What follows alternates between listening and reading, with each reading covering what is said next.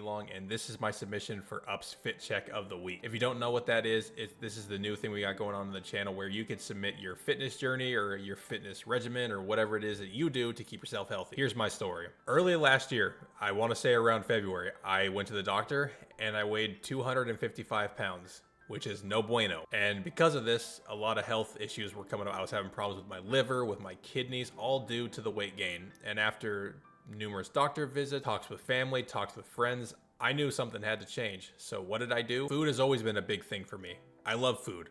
I'm pretty sure everybody loves food. I'm pretty sure everybody loves the bad food, the fast food, the greasy food, the fried food.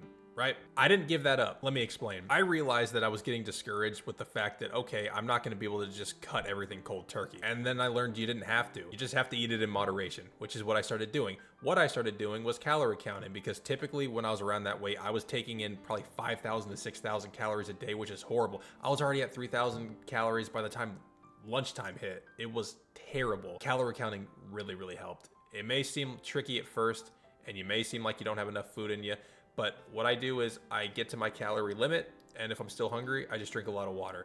That may not work for everybody, but it's what worked for me, and I'm happy with the results. On top of just eating better and just eating less of what I love, I started walking a lot more when I'm able to. I start going on walks at night, listening to music, thinking about my day, thinking about things I want to do tomorrow, thinking about video ideas. It's very relaxing. On top of that, me and my girlfriend already go out and we do a lot of adventures and stuff, so you get a lot of walking, a lot of exercise, and we do a lot of cool stuff like that. So that was a big plus too. But the biggest thing for me was calorie counting and watching what I eat. You don't necessarily have to give up the foods you love. You just gotta eat it in moderation. So that's how I changed my life around. That's how I'm down 87 pounds. And this has been my Up Fit Check.